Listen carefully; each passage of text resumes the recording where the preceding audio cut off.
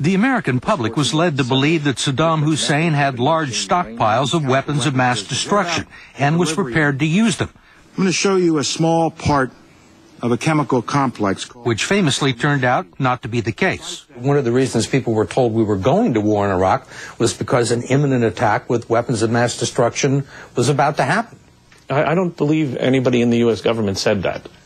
This is Donald Rumsfeld. Iraq poses a serious and mounting threat to our country. No terrorist state poses a greater or more immediate threat to the security of our people and the stability of the world than the regime of Saddam Hussein. The Iraqi regime is a threat to any American. There is no doubt that Saddam Hussein now has weapons of mass destruction. There is no doubt that he is amassing them to use against our friends, against our allies, and against us. It is true that there was a serious error that the CIA made in saying that we would find WMD stockpiles.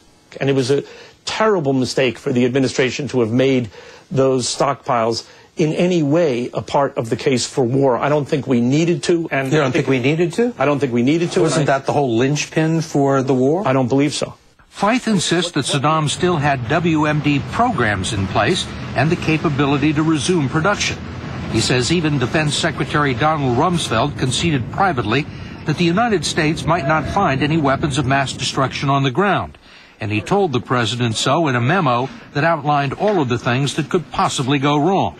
Some call it the CYA memo. Well, I think that's a mischaracterization.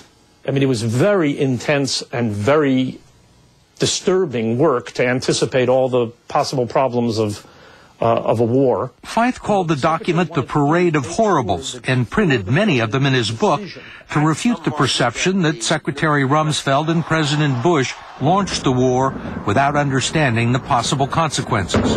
The United States could become so absorbed with its Iraq effort that we pay inadequate attention to other serious problems. Yes. The war could cause more harm and entail greater costs than expected. Obviously it has. That it would not go on for 2 to 4 years, but 8 to 10 years. Right. Terrorist networks could improve their recruiting and fundraising as a result of our being depicted as anti-Muslim. Iraq could experience ethnic strife among Kurds, Sunnis, and Shia. Right. It could damage our relationship with our allies and our reputation in the world community. Did you think that maybe 1 or 2 of these might happen?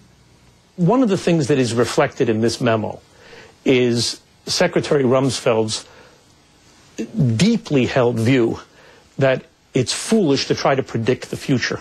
Well, as it turned out, he was pretty good at anticipating problems because virtually all these things have happened.